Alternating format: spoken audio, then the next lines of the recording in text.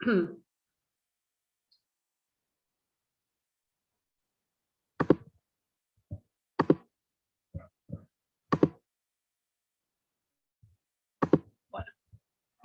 les voy a copiar acá el enlace de la transmisión, por si lo quieren hacer circular, donde vamos a estar saliendo en este momento.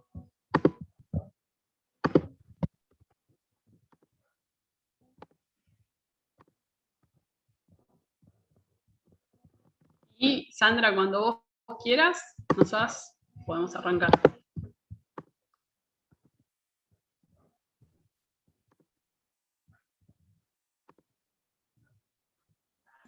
Estás muteada, Sandra.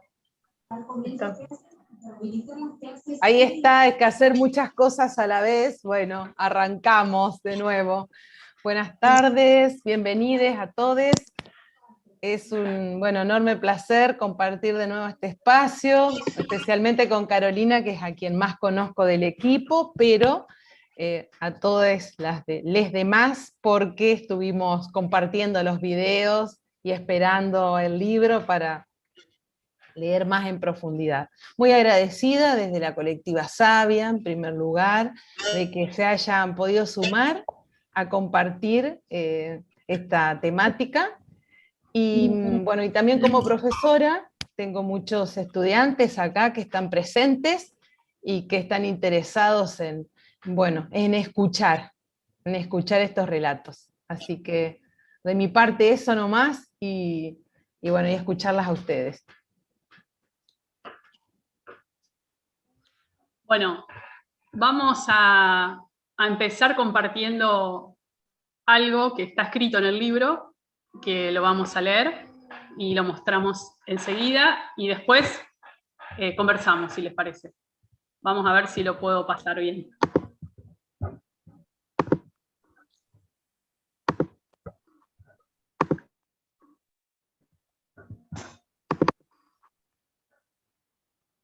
¿Se ve?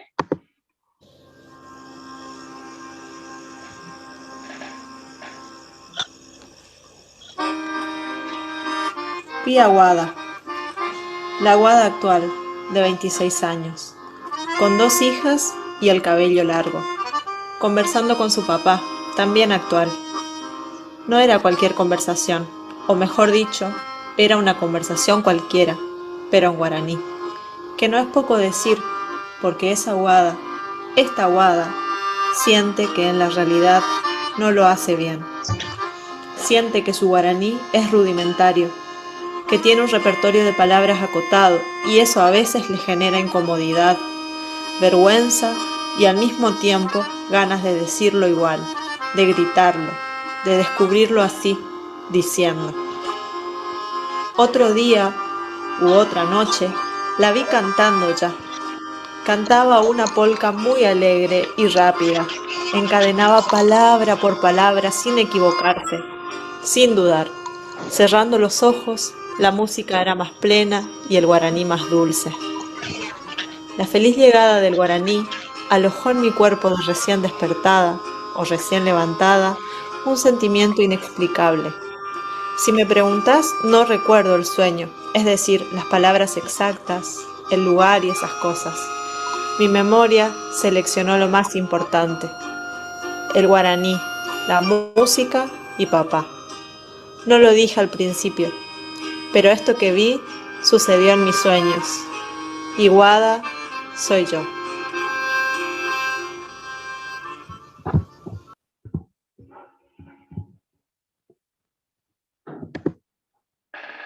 Bueno, acá volvimos. Así nos quisimos presentar. Y en primer lugar agradecerle a Sandra su invitación, porque este tipo de cosas surgen de tantos años, ¿no?, de compartir. Así que por mi parte, acá disponible a conversar, intercambiar, a lo que tengan ganas de contarnos, consultarnos. Acá está Guada en el grupo, está Guada Quirós, está Ayalén Morales Michelini, está Tamara Alegre, que son autoras de este libro, está Marta Rodríguez, que es nuestra Arandú, Cuñarandú de tantos años, que ha estado en Reconquista también, y bueno, dispuestas a compartir, a conversar. Arrancamos bien distinto, que no es presentarnos, decir el currículum, todas esas cosas, ¿no? Sino, bueno, que las ganas que tenemos de intercambiar. Hoy es un día importante para nosotras porque estamos presentando el libro así en las redes de una manera que no sabíamos cómo iba a funcionar, y bueno, y esto se armó por eso, porque Sandra vio las cosas y dijo, juntémonos a charlar. Así que no sé, Sandra, vos, lo que vos quieras, como quieras, arrancamos. Bueno, la verdad que yo quiero que arranquen contándonos del libro, contándonos cómo surge esto, cómo hicieron, cómo se originó esta investigación.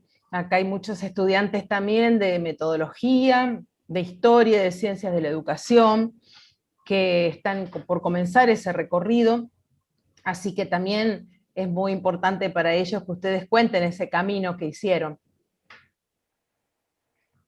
Bueno, yo lo que puedo hacer es como una intro. Voy a hacer una intro para poner como en contexto algo de todo, y después que las chicas vayan contando, bueno, sus experiencias, y en todo caso no preparamos nada, nada de esto que vamos a charlar, hay algo preparado, las ganas de estar y de conversar e intercambiar. Este libro es fruto de un trabajo de muchos años, y de un equipo interprovincial. Nosotras conformamos un equipo que hace muchos años, 20, venimos trabajando en Corrientes, pero en particular, este libro, es el resultado de un equipo interprovincial con colegas, compañeras, compañeros, indígenas, no indígenas, en Chaco y Santiago del Estero también. Nuestros trabajos tienen una particularidad, que es que hacemos lo que le llamamos investigación en colaboro, colaborativa o en colaboración, es que vamos tratando de que la gente con la que hacemos investigación haga investigación. ¿Qué quiere decir esto? Que formen parte de los procesos de producción de conocimiento de distintas maneras y de algún modo siendo más protagonistas. A algunos les gusta mucho el trabajo de campo, otros les gusta el análisis, otros les gusta la escritura, y algunos se involucran de principio a fin y bueno, y se hacen investigadores.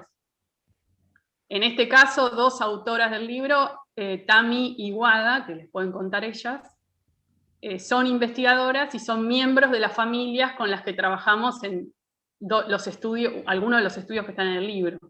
Es como la máxima expresión de lo que se supone que antes estaba separado, el sujeto de la investigación y el investigador. Nosotros vamos rompiendo eso por las perspectivas con las que trabajamos, porque ningún investigador o investigadora es ajena a la situación de investigación. Y para comprender lo que ocurre, si vos no comprendés qué te ocurre a vos, es muy difícil, ¿no? Desde estas perspectivas, entender la situación. Entonces, bueno, básicamente ese es como el modo que nosotros tenemos de trabajar, ¿no? El modo que tenemos de trabajar, y ustedes van a ver hoy, si después revisan el Instagram o el Facebook del colectivo Siri, van a ver que hacen comentarios colegas académicos, así, típicos, typical, digamos, y después están los colegas, los compañeros, los amigos que han participado en las investigaciones. Y van a escuchar, recién yo la escuché a la mamá de Tami, que acaban de publicar su video, y bueno, ella es parte de la investigación y así se asume, ¿no? Eso es como la característica. Y después los estudios, nosotros trabajamos con hablantes, ¿no? No con lenguas, sino con hablantes. Nosotros hacemos investigación sociolingüística y antropológica, en donde el foco se pone en los hablantes, en sus prácticas, en sus modos de hacer, de ver la realidad, de sentir.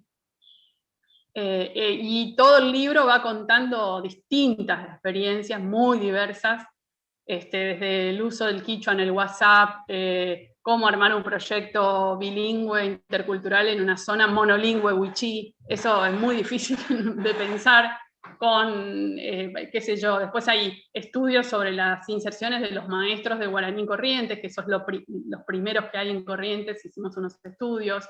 Aya trabajó con unos chicos, unos jóvenes, Mocoy, en la zona de Pastoril, a ustedes que les interesa lo Mocoy, porque son zona Mocoy, Y estos muchachitos que ahora ya son profesionales, yo le digo muchachitos porque fueron mis alumnos, hoy son profesionales, son profes, ¿no? Y entonces juntos fueron pensando, bueno, ella les va a contar cómo fue ese recorrido que hicieron, desde estudiantes, desde niños de la comunidad a profes hoy, ¿no? Y bueno, y así cosas muy diversas hay en el libro. Así que van a encontrar de todo un poco, ¿no? Ese sería un poco digamos, el encuadre general, y no sé, las chicas si quieren comentar algo específico, como para que después nos tiren preguntas de los estudios, de los capítulos que han escrito ustedes.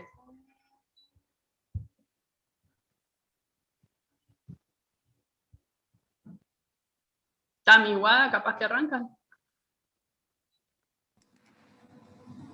Vaishnavan de Caru, Shereda, Tamara. Bueno, voy a comentar un poquito cómo arrancamos. Es un trabajo que inició con el trabajo de investigación de Carolina sobre el guaraní en Corrientes. Yo fui alumna de ella en el 2012, en la carrera de Ciencia de la Educación. Estábamos con Guada ya en el tercer año. Y bueno, ahí como que se me presentó el guaraní de una manera diferente porque, bueno, como sabrán o no, en Corrientes no necesariamente la gente que habla guaraní se adscribe étnicamente como guaraní. O sea, no dice soy guaraní por el hecho de hablar guaraní, que es una situación diferente a la de las comunidades vecinas del Chaco. Pero sí, de alguna manera dije, güey, mi familia habla en guaraní y nunca lo habíamos pensado de esa manera. Y de hecho, cuando le cuento a mi mamá, que se llama Silvia, sobre el trabajo de la profe Caro, le pregunto, mamá, ¿y vos hablas guaraní? Sabiendo que ella hablaba, y me dice, entiendo, pero no hablo. Cosa que era el título del libro de la profe y para mí fue muy loco. Entonces, de alguna manera, como que este camino y esta búsqueda de respuestas sobre qué pasó con el guaraní en nuestra historia familiar, porque ahí me doy cuenta que mi bisabuela hablaba solo guaraní y yo hablaba solo castellano.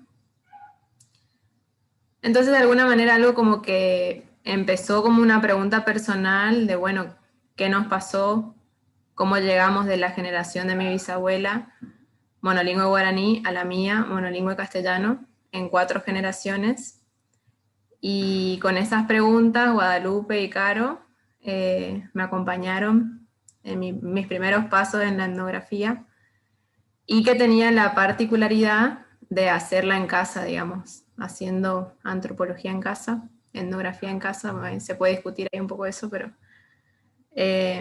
no viene al caso. Y bueno, así empezamos en el 2014, y como ven es un proceso largo, que lleva desde el conversar con los familiares, de ver qué nos pasa en relación a las lenguas, cómo aprendimos, con quiénes, en qué circunstancias, en este intento de rastrear un poco en esa historia familiar qué nos pasó a cada uno. Y bueno, en eso quise traer algo para compartir que recién ahora lo estoy pensando y por eso digo que es un proceso largo. En el libro, en el capítulo que escribí, está como esa primera parte, ese primer recorrido, y lo que me fue pasando a mí en relación a la lengua como no hablante en ese momento, que de a poco fue deviniendo en una hablante de guaraní, bahí, digo, más o menos, pero con un interés por aprender la lengua y de experimentar una conversación con mi mamá en guaraní, de poder entender a mis tíos, como que todo lo que eso fue generando y lo que venimos diciendo como a la hora de pensar las realidades sociolingüísticas, en este caso del guaraní en Corrientes, cómo es un devenir, y es algo que Caro explica muy bien también en su tesis doctoral, cómo no podemos explicar lo que pasa con categorías que quedan, que no son dinámicas, digamos, como que tenemos que ir viendo esto en un proceso de cambio y que cambia todo el tiempo. O sea, lo que vimos en el 2014, 2015, ya no es como está haciendo ahora.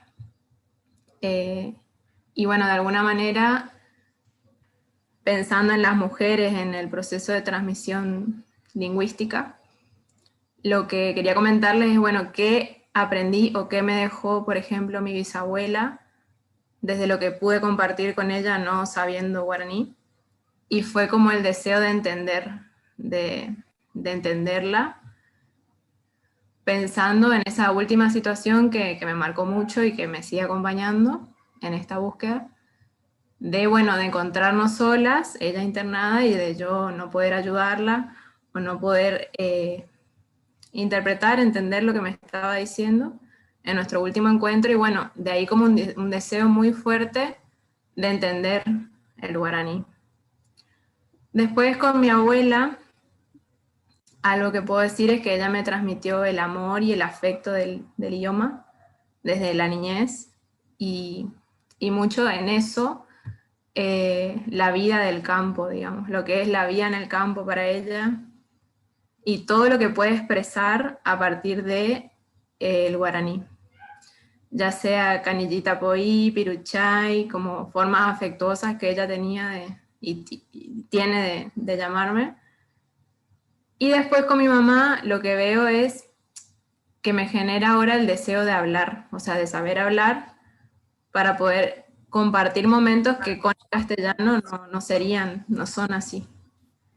Y que tienen la particularidad, aún siendo y haciendo investigación sobre esto, de, bueno, vamos a hablar para que mi sobrina no entienda, por ejemplo. Como eso, algo que venimos pensando y cuestionándonos, sigue presente y sigue vigente, esto que Caro planteaba como el discurso de la prohibición del guaraní en aquella primera tesis. Así que bueno, eso de mi parte como para empezar a compartir, y después retomamos, si quieren. No se te escucha, Caro. El micrófono.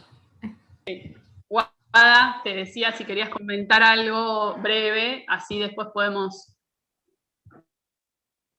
pueden preguntar o comentar o escuchar alguna cosa.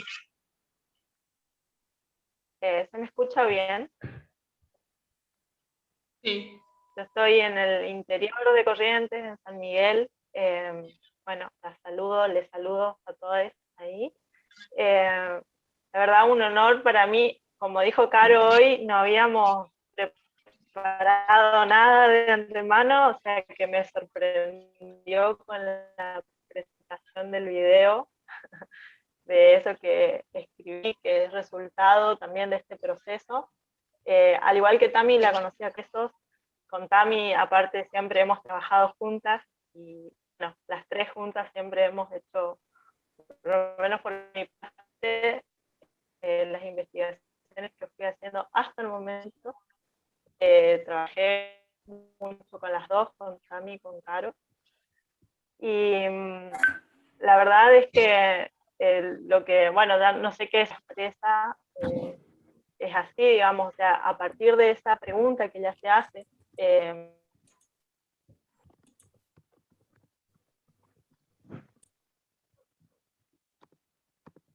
Se cortó, ¿no? Sí. Bueno, es que su conexión ahora va a volver. Aya, ¿querés contar un poco vos? Vámonos a la zona Mocoy de Chaco, que acá están muy interesados. Ahí está, Guada. Bueno. Ahí estoy de vuelta. Dale, terminá no sé, y después... ¿quieren continuar ustedes? No, dale. Mientras tengamos tu conexión, metele vos y... Dale.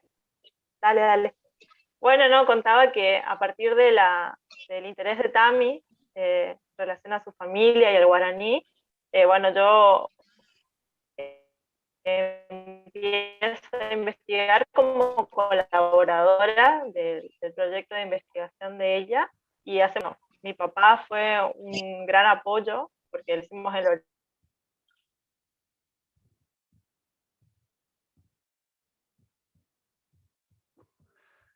Se corta, ¿no? Sí, es su conexión. Bueno. La otra es que te mando un videito por WhatsApp y lo reproducís. Claro, ahora le digo, avanza vos, Aya, y contá lo tuyo. Y bueno, yo le aviso. Bueno, buenas tardes, ¿cómo están? La verdad es un placer charlar en un día como hoy, y que también tenga un poco más de sentido, un momento más para darle sentido a las cosas que hacemos. ¿Se me escucha bien? Sí. Bueno, yo también fui parte de la cátedra del curso de Antropología en Ciencias de la Educación, hoy ya soy licenciada. Y bueno, y el trabajo que publiqué en el libro es como una partecita de mi tesis de licenciatura, en la que trabajé con jóvenes indígenas Mocoy, con Adrián, de Olinda, Dayana, Augusto y Alexis. Y con Alexis particularmente después tenemos como un vínculo más de seguir haciendo investigación o cosas juntos. En su momento ellos estaban cursando el secundario y el terciario al mismo tiempo. Yo estaba en 2015 fue.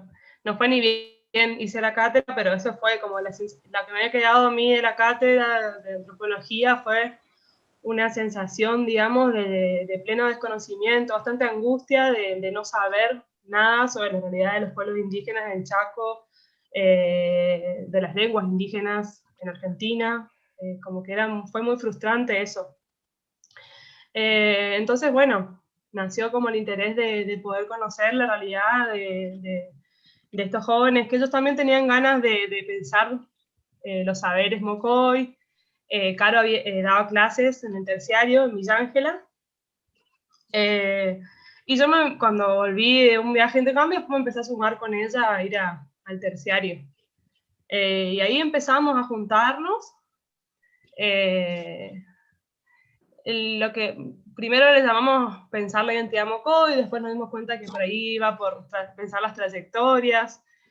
Fuimos rompiendo la idea de educación, como que la educación escolar como que no era la única a pensar. Nos dimos cuenta que las trayectorias escolares o educativas iban mucho más allá de lo escolar, como inicialmente podríamos tener la idea, o por lo menos yo tenía la idea, desde la ciencia de la educación, como que el trabajo que vamos haciendo juntos nos permite ir rompiendo ciertas nociones, por ejemplo, de lo que es la educación. Y bueno, fuimos pensando cómo fueron esas trayectorias, que claramente estuvieron repletas de situaciones tanto hostiles como también como vínculos de solidaridad. Y fuimos pensando también cómo fueron haciendo estos jóvenes, que ahora son profesores, como decía Caro, para afrontar tales momentos, digamos. La lengua, si bien en el libro hago más hincapié en la importancia de la lengua como parte de este proceso, como por ejemplo, en el nivel inicial, en la primaria, tener a alguien cerca que hable la lengua era muy importante, era como sinónimo de comunidad en la lengua, en la escuela. El castellano se vivía en los principios, en el inicio, como algo muy ajeno a ciertos jóvenes, a los jóvenes durante su infancia, ¿no? Porque hicimos como un pensar hacia atrás también.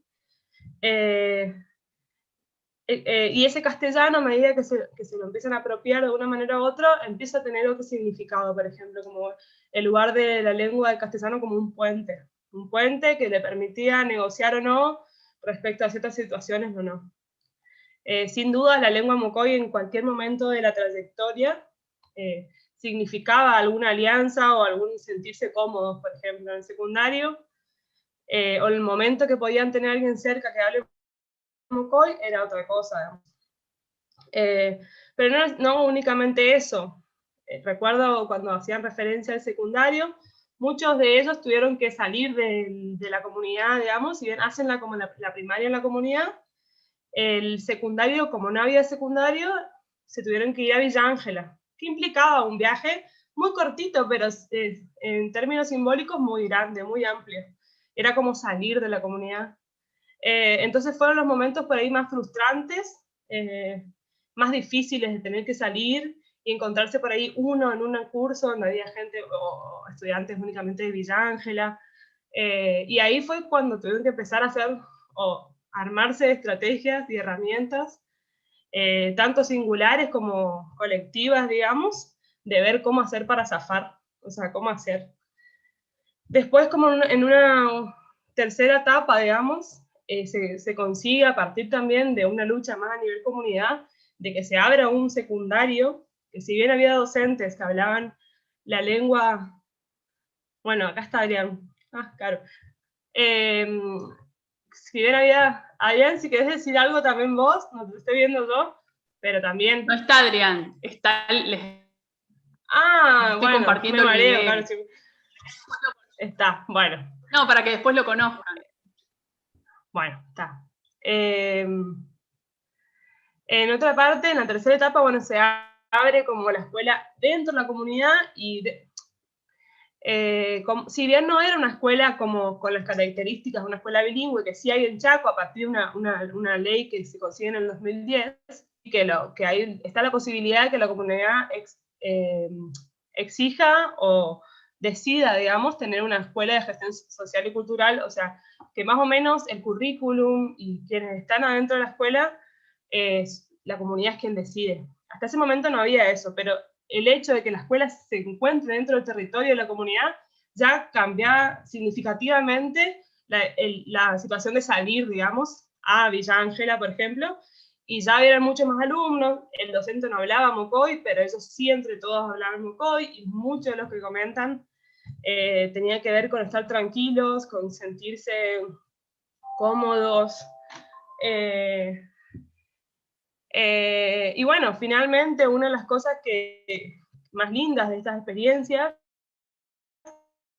tiene que ver con que los cinco se recibieron y son docentes de primaria para la comunidad, y eso tiene mucho valor porque de alguna manera u otra legitiman el saber que durante toda su infancia y adolescencia era algo que era muy externo, era algo muy ilegítimo, digamos, adentro del aula, hoy en día dentro del aula, ¿sí? Con muchas cosas que aún todavía, muchas diferentes tipos de violencias que todavía tienen que afrontar siendo docentes bilingües, ¿no? Porque sigue siendo por ahí, tienen que estar con colegas criollos, como nos llaman, y que a veces bueno, siguen habiendo a veces hostilidades, vamos a decir así. Una última cosita que yo quería agregar, que fue algo que está, digamos, en la tesis, pero que de alguna manera u otra yo no hago un análisis muy específico, no hago un punto aparte y hablo de eso, y creo que teniendo en cuenta la colectiva sabia, digamos, y el lugar de las mujeres indígenas, creo que era importante recalcarlo, así como hoy.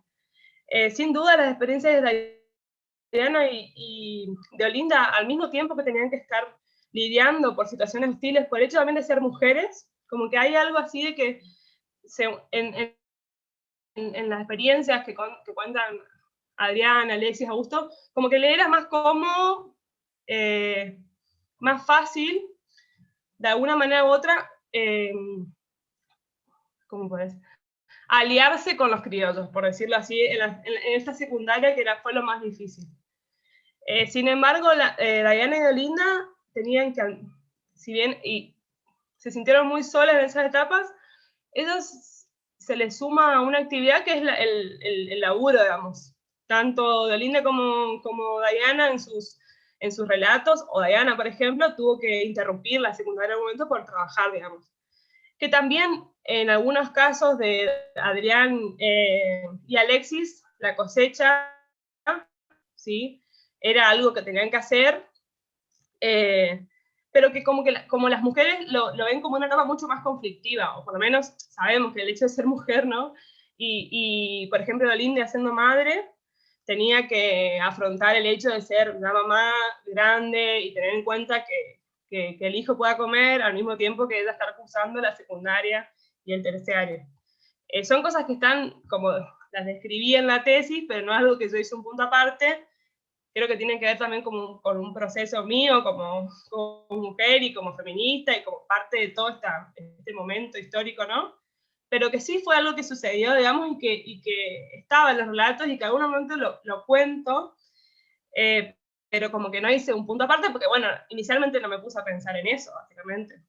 Y otra de las cosas que se me viene a la cabeza ahora es que Deo, por ejemplo, que en las secundarias tuvo que irse a muchas secundarias porque no se sentía cómoda, se sentía angustiada, tuvo sucesos muy fuertes de racismo.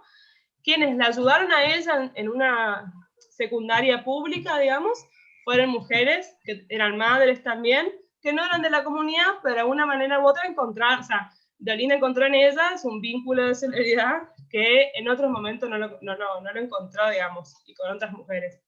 Entonces también creo que hace un poco a la realidad no solo de las mujeres indígenas, sino de las mujeres, digamos, y los modos a veces que tenemos de zafar.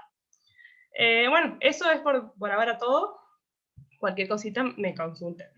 Gracias, Aya. Qué lindo escuchar esas partes, ¿no? Cómo vamos cambiando y van ingresando nuevas preguntas, nuevas formas de ver, incluso los mismos materiales o las mismas experiencias que vivimos hace muchos años, ¿no? Es muy lindo, es muy interesante. Yo le voy a pedir a Marta que nos hable, que diga algo, porque, bueno, con Marta trabajamos hace tantos años, es nuestra Arandú, ¿no? Nuestra sabia, digamos, con quien abrevamos mucho siempre. Y bueno, ella tiene el libro y no ha participado directamente en un capítulo, pero es como si estuviera, porque siempre está con nosotras. No sé si está conectada, la veo ahí. Estoy, no sé si se me ve, que tengo que tocar algo porque Sí. sé, pero de tecnología poco. ¿Está bien así? ¿Se me escucha? Sí, perfecto. Bueno, sí, bueno, para mí es un orgullo, bueno, las saludo primero a todas, un orgullo que tener este libro, leerlos y saber que he leído los borradores, por decir, ¿no? De de este libro, de los autores, de muchos de ellos. Con Virginia hemos compartido, yo he sido parte de las alumnas de Virginia cuando vino a la Argentina. He tenido el placer y el gusto de aprender con ella muchísimo sobre bilingüismo, y con Carolina, bueno, toda una vida de investigación cuando no sabía ni que era investigadora, ¿no? Cuando estaba aprendiendo las primeras letras de la investigación. También tuve el gusto de conocerlo a Héctor, cuando me mandaba sus escritos. Así que bueno, y con Tami, con Guada, con Aya, las recuerdo como alumnas del tercer año de la cátedra de Carolina, chiquitas y hoy ya profesionales, ¿no? Un orgullo, la verdad, un orgullo. Y cuando leía sus escritos, por supuesto, hasta llorar, no es mi costumbre tampoco llorar mucho, pero bueno, con el tema de las lenguas, a mí me tocó vivir, y voy a retomar un poquito lo que decía Aya, el ser mujer y hablante de guaraní, ser bilingüe, es muy fuerte, pero a la vez es muy lindo transitar todo eso, ¿no? O tener esas vivencias. Yo he tenido la experiencia en mi aula, cuando estuve en la escuela 111, que eran las mamás las que cuestionaban que sus hijos hablaran en el aula el guaraní. Pero a la vez somos también las transmisoras. En mi caso, a mis hijos no les he enseñado guaraní, pero a mis nietas sí. Ahora como que amagamos una conversación en guaraní. Así que bueno, todo lo que hablamos, lo que Carolina define como la prohibición del guaraní, eso lo viví yo en mucha etapa, ¿no? De mi vida, de mi trayectoria profesional, y existe, y es, y aún hoy hay como se ve, ¿no es cierto? Pero también leyendo el libro, volví a encontrar y a plantearme ciertas cuestiones, ¿no? Cuando en Corrientes se habla de la ley del guaraní, bueno, se basa mucho en los trabajos de Carolina, nuestras investigaciones, todo, pero los docentes que fueron designados fueron hombres, varones. Hay mujeres que trabajan, que dan cursos de guaraní, pero oficialmente el gobierno como que designa varones, ¿no? En esos nuevos espacios de enseñanza del guaraní en las escuelas primarias. También hay en las escuelas secundarias, ¿no? Pero al leer el libro recuerdo eso, ¿no? Tanta lucha, tanto pasillo de ministerio con Carolina para hacer conocer las cosas y tratar de mantener una línea, ¿no? de trabajo que nos apunte sobre todo a no olvidarnos de nuestros niños, que eran los destinatarios de todo este trabajo. Para mí, la verdad que un honor, y leo y releo el libro, y fui mirando la novena, como decía Caro, ¿no? De cómo se hizo esto, de cómo fue. No sé si se me escucha, Caro, decime, a mí se me cortó, no veo nada. No, te escuchamos bien y te vemos. Algo habrás tocado. Bueno. Sí, seguramente que sí. Así que bueno, no sé, por ahora eso. Bueno, si vos querés si vos me sugerís algo más. No, está bien, muchas gracias. Me gusta que te hayas presentado ya y por ahí le damos, Sandra, la palabra a, bueno, al que quiera o hacer una consulta o un comentario o lo que tengan ganas de compartir. Sí, me parece interesante que, bueno, están muchos participando, la verdad con alegría, tanto acá como en el canal, decíamos hace un rato con Caro, comentábamos, así que sí, sería bueno. Sería bueno que el que quiera preguntar, comentar algo, compartir algo, lo pueda hacer.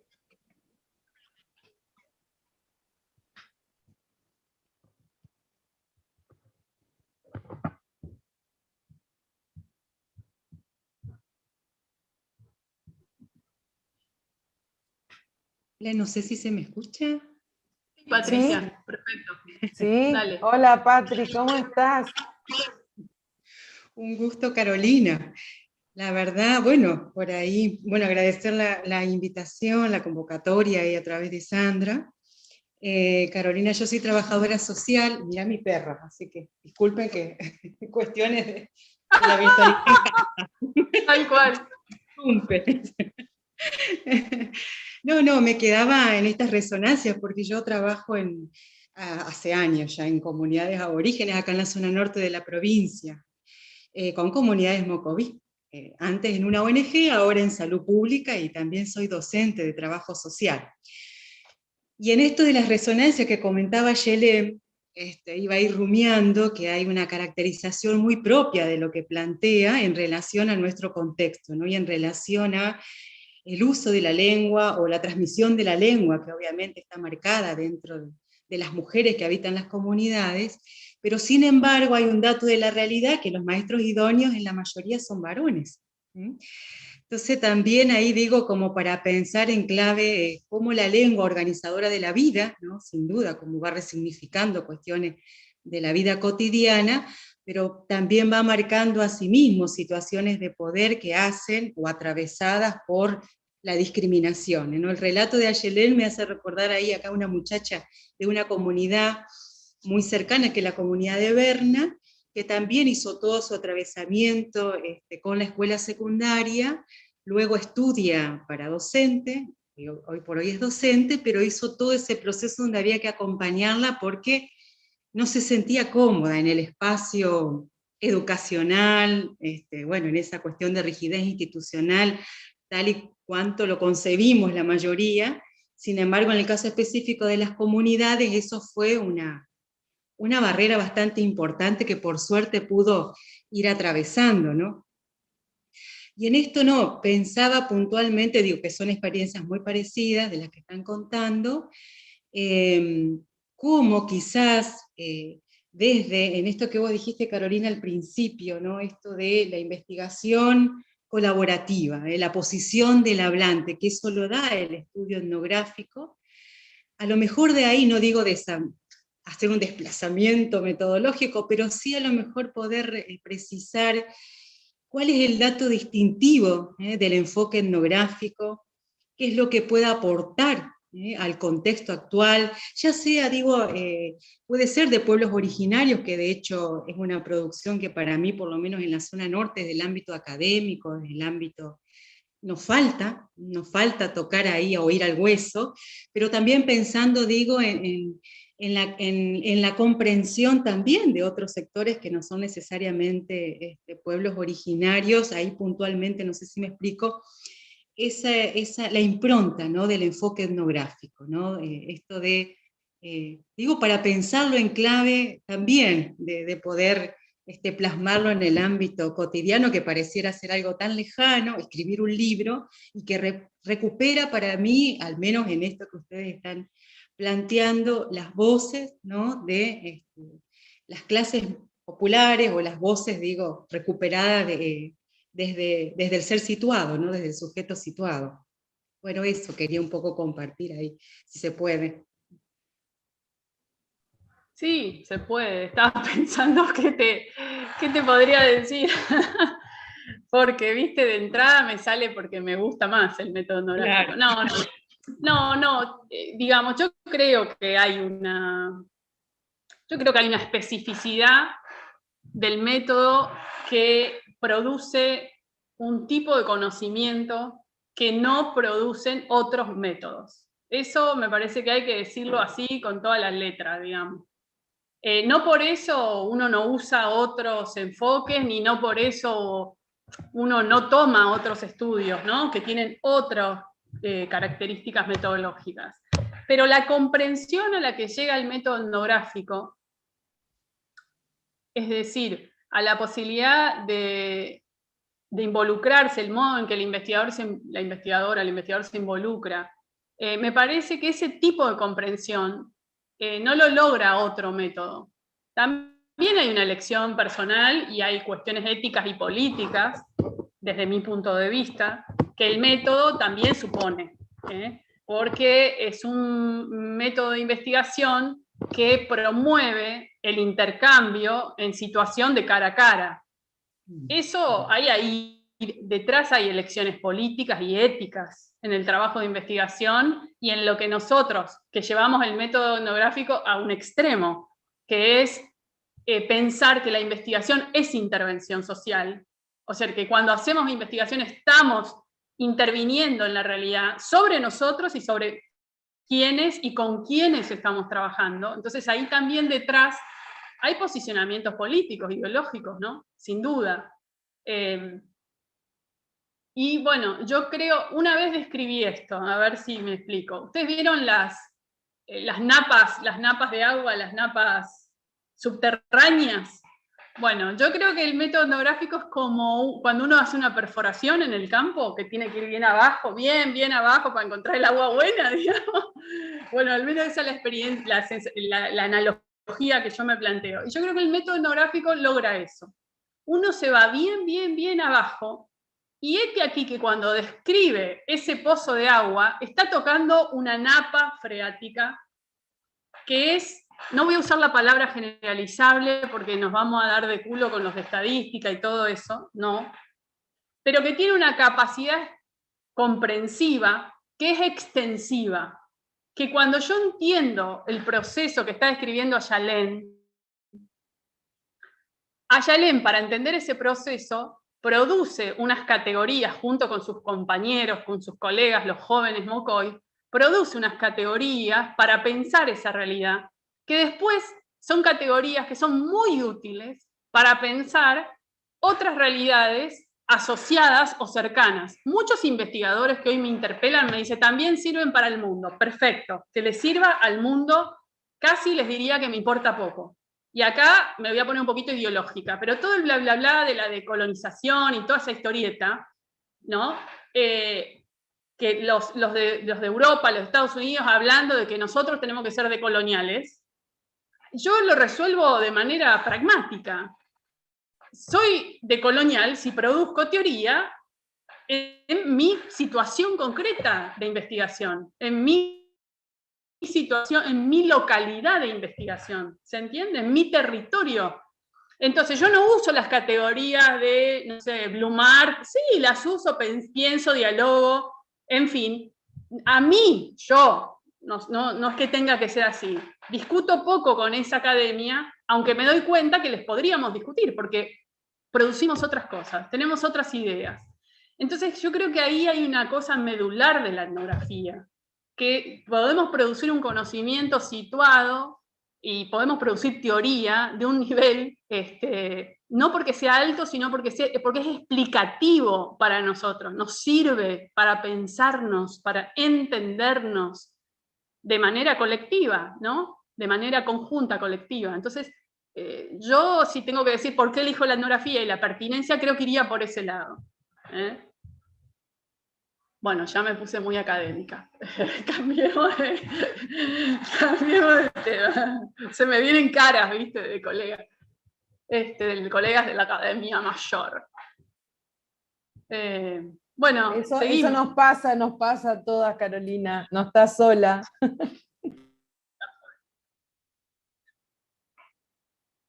Otros comentarios. Porque ahí se ve el enfoque, no me dejaste pensando ya con esto de lo de colonial. No, pero digo, hay una discusión, pero sí pensaba que desde lo que escuchamos al principio, se pretende, ¿no?, en esto que llegar al hueso, o en la metáfora de las napas que decías vos, o rascar la olla, dijera, y que desde acá, el conocimiento obviamente propio, de la comprensión de la misma realidad que nos atraviesa, ya da cuenta de una posición, digamos, que más allá, digo, de lo académico, si es de colonial, si es europeizante, parte de esa misma analogía, de esa misma lección. Bueno, eso. Sí. ¿Qué más? Cuéntenos algo, díganos algo, lo que quieran, no tiene que ser nada erudito, sino qué sintieron cuando escucharon a las chicas, qué cosas se les vienen a la cabeza, al corazón. Bueno, yo quiero decir algo. ¡Hey, Silvia! ¡Qué lindo! Sí, me tapo porque estuve en el dentista y tengo un poco hinchada el cachete. Tranqui, no pasa nada. Pero bueno, si no me pongo el barbijo, pero yo estuve escuchando ahí en el canal de YouTube y después me pasé a acá. Bueno, primero quiero celebrar este encuentro, me parece muy interesante. Y bueno, cuando escuchaba todas las voces ahí en la presentación del libro, yo cuando sentía escuchar hablar en mocoy, un lenguaje indígena, y sentía como una barrera, como que sentía excluida de entender algunos significados, qué difícil, será que... Y bueno, me llevó a pensar en cómo se habrán sentido, ¿no es cierto?, los pueblos originarios cuando se impuso el español. Y bueno, qué importante es la escritura de ese libro. También en el video decía un señor, no alcanza con hablarlo, hay que escribir. Y sí, bueno, me parece que escribiendo uno visibiliza aún más, es como que tiene más legitimidad. Y bueno, eso, me impactó muchísimo la obra. Así que yo, felicitaciones a todo el grupo y en esa edición tan importante. Ahí lo compartí en mi Face para que se enteren todos. Buenísimo. Muchísimas gracias. Bueno. Que hay muchos estudiantes del IFED y yo necesito contar que trabajé varios años con Silvia en el aula, ¿no?, con los estudiantes del IFED, enseñando y aprendiendo juntos, pero yo compartiendo el modo de hacer investigación, ¿no? Y ahí Silvia hizo unas grandes transformaciones de su modo de enseñar la investigación, ¿no? Fue muy linda esa experiencia. Recordamos mucho esa experiencia, muy linda. Sí, la verdad que fue un cambio total, acompañado creo de un cambio que yo venía haciendo en mí misma, y se traduce también un cambio en la práctica. Y bueno, tuve la suerte ahí de encontrarme con Carolina en un panel, y bueno, y yo no me animaba a hacer sola ese cambio, sentía que no lo podía hacer. Bueno, y ella me acompañó muy generosamente, un año, venía de Corrientes, y cada tanto, y bueno, y también con otras dos operadoras en psicología social también que colaboraron en eso, que siguieron trabajando conmigo. Qué bárbaro, ¿eh? Qué locura todas esas cosas que hicimos. Qué lindo. Sí. Bueno, ¿qué más? Gracias, Silvia. ¿Qué más? ¿Alguien más que nos cuente algo? ¿Qué sintió? ¿Qué le resuena a estas cosas que conversamos?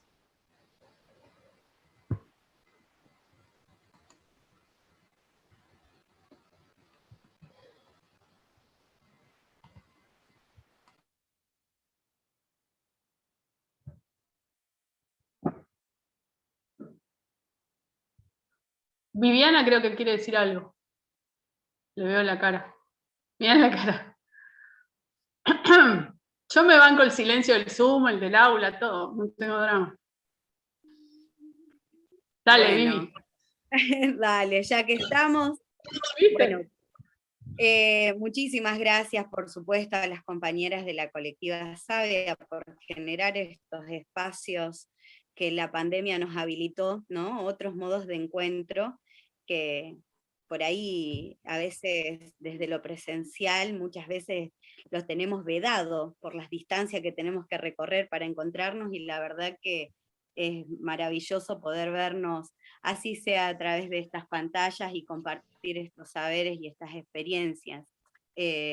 Como militante social, mi marco todo siempre va a ser ideológico, y lo escucho y lo percibo y lo interpreto desde ese lugar. Y por supuesto quiero saludarla a Lupita, que está ahí, y en ella a toda la gente de San Miguel, que es un pueblo que ha hospedado a mi hermana y que ha contenido parte de mi familia, y contiene, que mi hermana anda por ahí también. Así que tenemos como cierta cercanía, y qué lindo verla. Y esto que decía Patricia me quedó también haciendo un poquito de ruido, de cómo encontrar en estos enfoques y aprovecharnos de esta riqueza y de las investigaciones que ustedes han llevado adelante, para también poner como lupa, ¿no?, a otras experiencias que venimos trabajando, y que nos falta concretar esto de teorizarlo, de que ponerlas en palabras y de que poder escribirlas también nos habilita a ese debate que muchas veces nos niegan, que es el debate académico, ¿no? Y así silenciamos a muchos sectores. Y la escuela, en vez de dar la posibilidad, no siempre, pero en la mayoría de los casos negadora de estas voces, y muchas veces opresora, y quien lleva adelante este silenciamiento. Así que la verdad que en principio muy agradecida de la invitación con las compañeras de las Sabias, a ustedes por también brindar su tiempo y compartirnos su experiencia.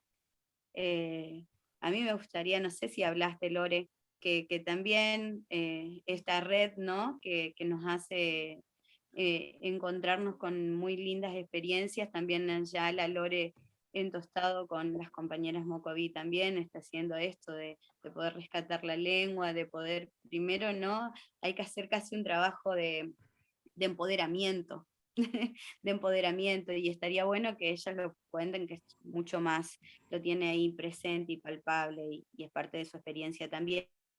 Y coincido con Silvia, a veces, ¿no?, esto que decía recién, vamos transformando nuestra mirada y la experiencia, y lo que le ponemos a la experiencia según cómo vamos viviendo, y a veces retomamos lecturas que las hemos hecho en la juventud, en las primeras experiencias por ahí, territoriales, en esos abordajes casi desde la rebeldía que del conocimiento, pero hoy tienen otra significancia, y podemos darle otro valor y enriquecerlo a partir de los aportes de otras compañeras.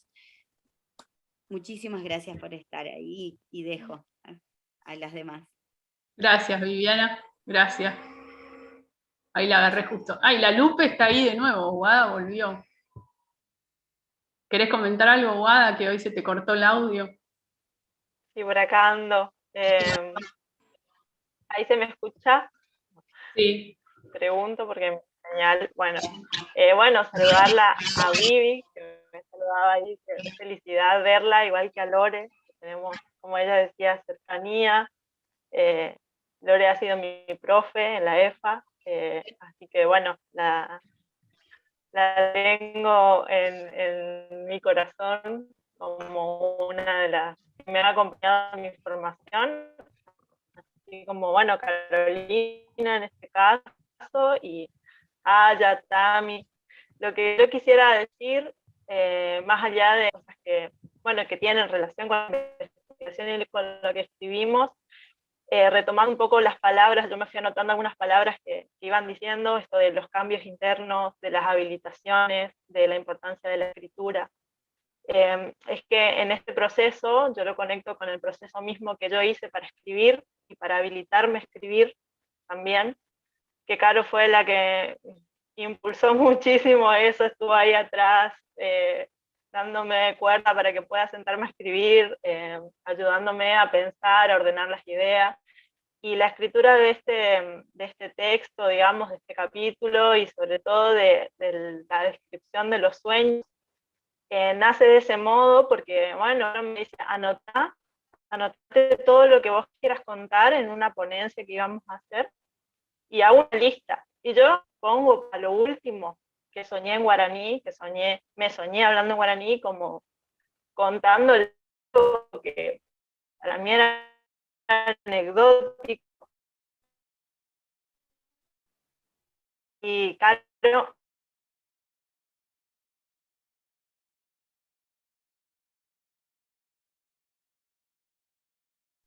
Ahí se corta, guau. Cuando nos está por contar así, y cosas se pone tensa la cosa, la tipa se nos corta, nos deja con el corazón en la boca. Bueno. Yo quería preguntar algo. Dale, métele, Marcelo. Primero, la exposición me despertó ciertos sentimientos porque mi mamá es de origen correntino. Ay, qué lindo. Y por ahí me renta en guaraní. Eso puede... Yo no entiendo carajo, igual que la abuela, que me enseñaba cosas. Pero entendés que te está retando. Sí, por el tono y demás, y por ahí le pido explicación qué me está diciendo. Y la abuela también me enseñaba cosas en guaraní. Por supuesto, yo nunca entendí nada, ¿viste? Así que primero esa emoción que me despertaron cuando me hacían todo este relato. Y yo quería hacer una pregunta, porque yo tenía un amigo, me cuesta mucho hablar porque estoy medio congestionado. Tenía un amigo que era un investigador y me decía que investigar era como lanzarse en el camino a un mundo desconocido llevando una mochila, me decía él. Y esa mochila puede ir cargada, me decía, con un cuadernito, con un lápiz, con una serie de conocimientos y bla, bla, bla, bla. Él trataba de hacerme notar cómo lo que decían ustedes, las características del sujeto investigador, está ahí metida en todo lo que uno hace, ¿no? También Sabino habla en un capítulo en el proceso de investigación sobre las características del investigador. La pregunta concreta es, ¿qué sugerencias hacen ustedes con esta experiencia, la experiencia de investigadores, qué llevar en nuestra mochila a los que somos jovencitos investigadores? ¿Qué podemos llevar en esa mochila? ¿Qué sugieren ustedes? Aparte, por supuesto, de todas nuestras características personales. Bueno, ahí las chicas que te digan qué han puesto en sus mochilas, ¿no? A lo largo de este camino, ya de 10 años.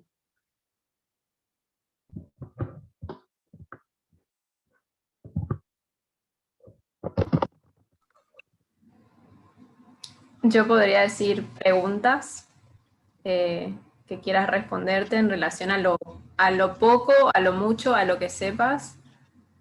Eso, como preguntas o curiosidades que tengas.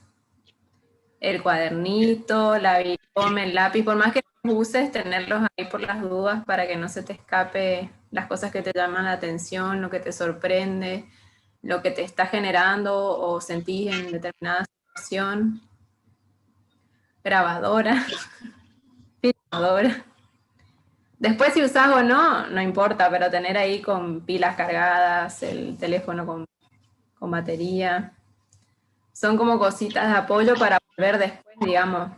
Y más allá de la parte técnica, por ahí la disponibilidad de los sentidos, de los oídos, de los ojos, del olfato, del gusto, todo, de la piel. Y disponerte, nada, a ver qué pasa y a ver qué te pasa en el lugar donde quieres acercarte de otra manera, digamos, como investigador, y si es en tu aula, en tu escuela, en tu familia, en tu barrio, decir, bueno, quiero ver de otra manera esto que pasa acá, y es como prestando esa atención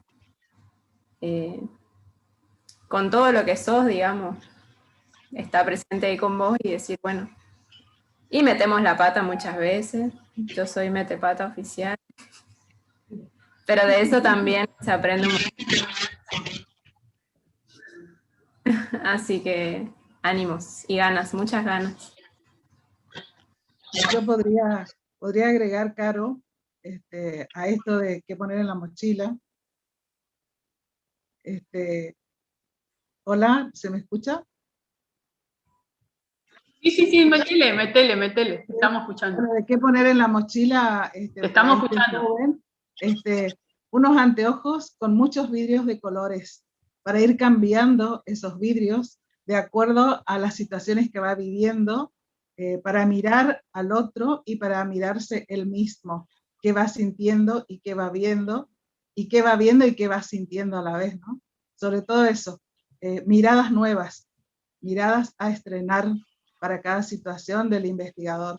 Eso me dejó a mí como aprendizaje tantos años de investigar, porque a veces tener la misma mirada, lo das todo por hecho, y en cambio cada situación es una situación de enseñanza y de aprendizaje. Ahí Guada no puede hablar por su Zoom, pero dice, mi mochila carga justamente eso que dice Tami, ganas de aprender, muchas ganas de aprender de y con otros. Ashi, ¿querés decir algo? Yo diría paciencia.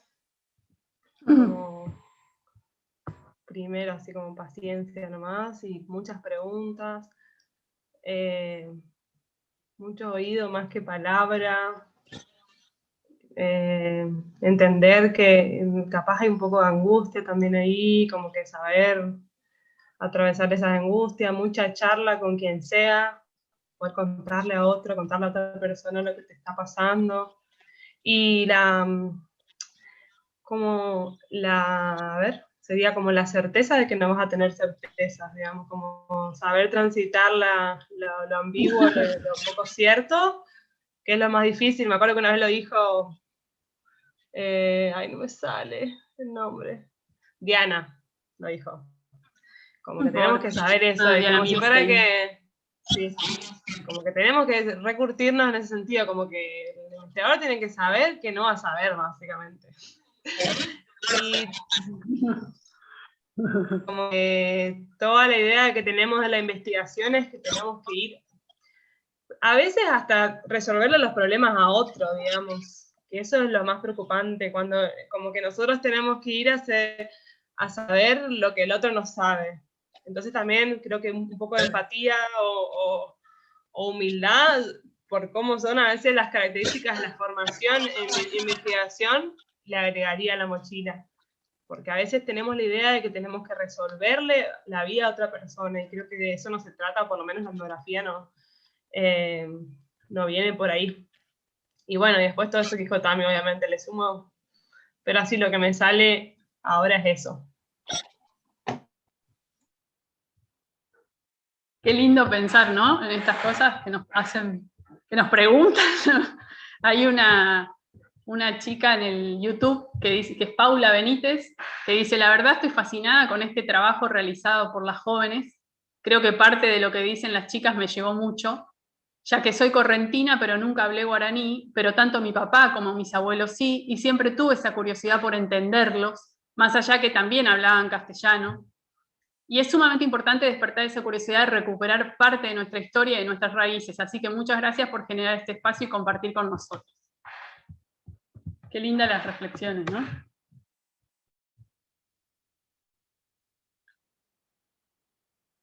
Guada parece que no puede con su micrófono, pero está ahí. No sé, Guadi.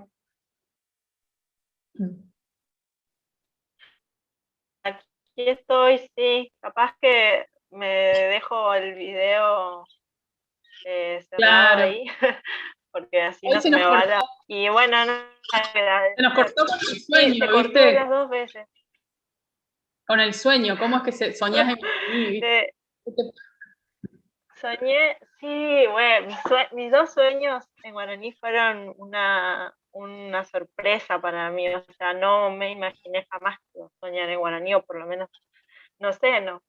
Salió, pero salieron, yo creo que porque estábamos en ese momento de pensar, de investigar, de buscar, de bucear en las familias y entre nosotras, y bueno, aparecieron los 2 sueños y fue muy fuerte. Y yo al principio no lo registré como algo fuerte, digamos, hasta que Caro me dijo, pero eso es muy potente. y bueno, la escritura de esos sueños, y eso quería rescatar de esta experiencia también, de que bueno, todo el tiempo, toda la investigación fue acompañándonos entre nosotras, mujeres, porque en el equipo de Caro somos todas mujeres, en el equipo de Corrientes, y bueno, y está Eric, que es el único varón, pero estamos nosotras y bueno, para poder escribir el sueño, Flor, que es una de las compañeras nuestras del equipo, cuidó a una de mis hijas, la más chiquita, para que yo pueda sentarme a escribir en ese momento. Entonces, para mí, toda la experiencia, no solamente de la investigación, sino del estar, de lo que surge, digamos, de la investigación, sino del estar ahí presente y poder sostener el proceso, fue acompañándonos entre nosotras, y eso para mí es súper potente, porque aparte aprendí un montonazo de estas mujeres, que son las aranduces para mí, unas arandú, que me han enseñado a investigar, a escribir y a habilitarme también en la escritura, que a mí me costaba tanto. Eso. Cuando un ratito antes, alguien en el YouTube me preguntó, cuando yo dije Arandú, qué significaba Arandú, por qué le decíamos Arandú a Marta. Claro, y hablamos como si todos supiéramos las lenguas, pero Arandú es una palabra guaraní que supuestamente, yo no soy especialista, pero le digo lo que fui escuchando en el campo, ¿no? Ará es el tiempo, el día, el tiempo, y Gendú es escuchar. Entonces, es sabio, o la sabiduría se entiende como aquel que puede escuchar el tiempo, ¿no? Entonces, es una idea muy profunda de sabiduría, ¿no? Aquel que puede estar atento, percibir, advertir, escuchar, entender el tiempo, ¿no? Por eso Arandú. Les comparto porque en el YouTube me preguntaron y por eso lo hago. Bueno, ya hace más de una horita que estamos acá. Capaz tenemos que ir cerrando, no sé si alguien quiere hacer alguna pregunta más o un comentario. ¿Qué decís, Sandra? Bueno, no, yo emocionada porque me encuentro de nuevo y me incentivo de nuevo y tengo ganas de hacer proyectos que después por ahí me quedan en el tiempo. Me encantó esto, encontrarme en esta palabra arandú, la anoté hoy ya, leí el chat, y creo que como mujeres también, voy a decir, como profesora también, nos pasa mucho esto del tiempo de la escritura, que es el tiempo que no tenemos y que nunca llega, que nos falta ese tiempo y ahí nos quedamos con mucho material que no alcanzamos a terminar de escribir. Eso me sucede en mis clases y me sucede también como parte de la organización, de la Sabia. Siempre estamos ahí y esto de cuidar el niño, me lleva a eso, ¿no? Con todas las cosas que vamos haciendo, y la veo también a las estudiantes cuando tienen que compartir espacios, ni hablar ahora en la virtualidad, ¿no? Con los niños que corren, así como el perro también de Patri, pero bueno, y cómo nos vamos cuidando como para poder producir algo, pero creo que es algo que sigue estando pendiente, y en el profesorado donde trabajo también, el tema de la escritura, de terminar de sistematizar muchas prácticas que tenemos. Así que Bueno, me quedé pensando en eso en cuanto a todo lo que hablaban de lo metodológico y demás, ¿no? Bueno, el tema de la escritura, ¿quién habla? Dale, metele. Lorena. ¡Lore! Sí. Sí, ahora que te vi que estaba, no podía que termine sin no saludarla. Muy bien. Dale. Carolina también fue mi profesora, muy, muy importante en la carrera en Corrientes, que pensándolo ahí, cuando Guadalupe, que también por eso me reemociona, no sé si te voy a poder seguir hablando porque bueno, me da una emoción muy grande. Guadalupe en ese mismo momento que yo estaba estudiando en Corrientes, era mi alumna en la EFA, digamos, era estudiante en la EFA, y esas cosas de la vida, ¿no? Que nos volvemos a encontrar, las vuelvo a ver a las dos juntas, y bueno, y toda la trayectoria y el camino, y que bueno, desde siempre el lenguaje interpelándonos, siempre el guaraní, cuando yo voy a trabajar en una EFA, que la mayoría de los estudiantes hablan guaraní, y como a una docente muy jovencita también, porque tenía 19 años, cuando fui a trabajar, nos interpela el lenguaje, ¿no? Y todo lo que se moviliza. Hoy en día me encuentro en Tostado, viviendo, y me encuentro trabajando en un proceso muy lindo, también muy interesante, con mujeres mocoví, donde su lengua es lo que hablan continuamente, digamos, hablan castellano cuando vamos a alguno de nosotros, pero la lengua mocoy es lo que ellas hablan continuamente, y sus niños y sus niñas todos hablan mocoy. Ahí está así la diferencia, algunas la saben escribir un poco más, otras familias no, digamos. Y es un proceso súper interesante el de las mujeres, porque como decían las compañeras, todo lo que nos pasa a las mujeres, todo desde la relación con nuestros hijos. Nosotros estamos en un proceso también de defensoras ambientales, que además de rescatar el tema de la lengua, también es la cuestión de la relación con el ambiente, con el lugar donde vivimos. Así que es como que, bueno, súper, súper interesante escuchar a Guadalupe, escuchar a las otras compañeras, es como uno ve cosas muy cercanas, digamos, y gracias a la compañera de Sabia por habilitar este espacio, que en la lucha también nos encontramos, en la lucha feminista, estamos ahí también. Así que bueno, habilitando estos espacios que nos hacen tan bien, y que sí, seguimos reivindicando, ¿no? Seguimos ahí apostando a que esto tiene que ser más justo y mejor para todas y para todos. Así que un abrazo grande. Qué lindo encontrarnos, y a la vez, ¡ah, qué feo! Porque no te podés abrazar con el cuerpo. Pero bueno, es lo que hay, estamos haciendo todo, esto es la resistencia que estamos haciendo. Bueno, no sé, ¿les parece que vayamos cerrando, que nos quedemos con ganas? Más vale de otro intercambio, siempre estamos dispuestas, ¿no? Vos me ibas a decir algo de la escritura igual, que podrías decir. No, que yo les iba a decir, yo les recomiendo todo el libro, pero la verdad que el capítulo que escribimos con Guada fue tan laborioso el tema de la escritura. O sea, nosotros podemos entender perfectamente lo difícil que es escribir. No porque nos dediquemos a la investigación, de taquito escribimos. No, nos cuesta mucho, cuesta mucho. Y todas estas estrategias de acompañamiento que vamos inventando son las que creo que finalmente nos posibilitan hacerlo. Nos cuesta mucho, hay cuestiones técnicas que uno aprende, pero hay cuestiones internas que cuestan, ¿no? Entonces con Guada optamos, en nuestro capítulo, por contar cómo fuimos escribiendo y todo lo que de algún modo fue costando. Y entonces es un capítulo, bueno, distinto en el sentido de la escritura, porque por momentos escribo yo en primera persona, por momentos ella escribe en primera persona, por momentos escribimos en la primera del plural, como nosotras. Y eso no es muy habitual en la literatura académica, ni tampoco en la literatura común. Entonces, bueno, medio nos corregían, ¿no? La correctora de estilo no le gustaba mucho esa opción, nuestros colegas, en fin. Pero lo sostuvimos, nos parece que era una estrategia pertinente, adecuada y consistente, ¿no? Coherente con lo que decimos, porque esa también es una búsqueda difícil a veces. nos vamos de la primera persona, nos vamos de la conexión del texto con lo que sentimos, porque supuestamente eso es escribir bien, y nos desconectamos de lo que producimos, ¿no? de la escritura.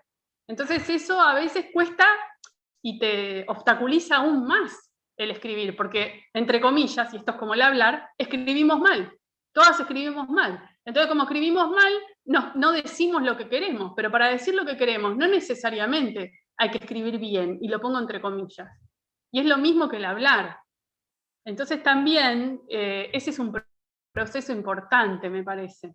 Algún día hacemos un taller de escritura y les contamos todas las vicisitudes por las que pasamos, las dificultades, y cómo fuimos resolviendo algunas cosas. Y de las tantas que no escribimos todavía. Nosotros tendríamos que tener mucho más escrito de lo que tenemos y no tenemos. O sea, para la falta, también, digamos, todos estamos en la misma. Lo que pasa es que acá venimos las tipas con un libro, ¿viste? Ah, ya llegó el libro. Pero ¿cuánto nos llevó ese libro? ¿3 años? ¿4 años? ¿Cuántos años? Está bien, hoy lo disfrutamos y estamos reagrandadas, no digo que no. Pero es mucho, no es fácil, no es fácil.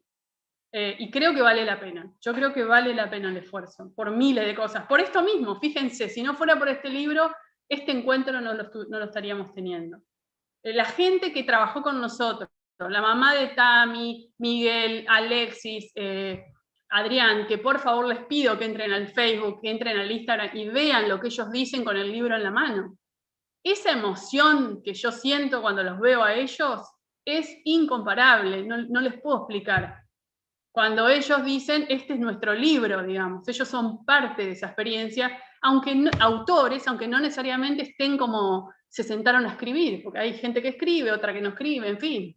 ¿No? Hay muchas maneras de registrar lo que uno vive, lo que uno entiende, comprende. En fin, no hablo más porque si no sigo, pero me genera mucha emoción y me da bronca, porque es una de las cosas que me parece que nos meten en la cabeza, de que no podemos escribir, o es que escribimos mal, que no podemos escribir en primera persona, y sí lo podemos hacer, ¿no? Es un proceso que no es fácil, pero se puede hacer, ¿no? Todos lo podemos hacer, no solo los investigadores, las investigadoras. Que se repitan más encuentros, dice Mauricio, vamos todavía, quedamos todos así, ¿viste? Bueno, Sandri, vos cerrá. Qué lindo, la verdad que muy emocionada por lo que se generó, siempre quedan cosas, pero también cuando hablamos con Carolina, que fue así, ya nos conocemos, ya también de haber trabajado juntas, así que bueno, tenemos esa confianza de generar algo medio rápido. Sabía que ella me iba a decir, sí, sí puedo, sí, no es que tenía que pedirle con una nota formal este encuentro. También lo pensamos así, ¿no? Como un primer encuentro para que se generen otros. Así que también queda abierto para los estudiantes y para todos los que están, los que están y las que están acá presentes, de que comunicarnos y, bueno, gestionar y poder armar este tipo de intercambio, porque se generan estas cosas, ¿no?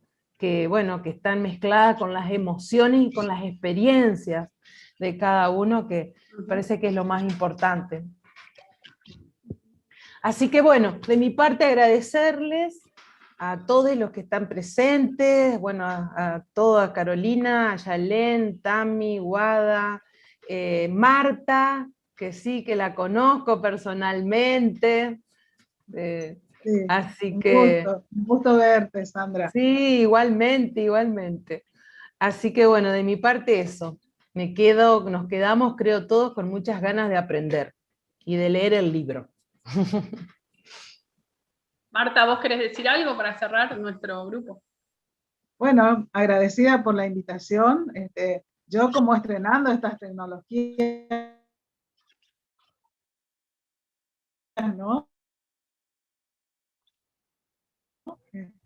Yo soy de la etapa del libro, del papel, he disfrutado muchas historias, siempre tengo y que escribo papelitos, papeles, papelones, siempre con la escritura, pero sí, me doy cuenta que hace mucha falta que nos animemos a escribir, porque la gente que está viniendo, las generaciones que están viniendo, a mí en mi pueblo, acá en San Luis, me pasa que vienen jóvenes, muy jovencitos, señora Marta, ¿y dónde podemos conseguir esto? ¿Y dónde podemos encontrar? ¿Y dónde podemos leer?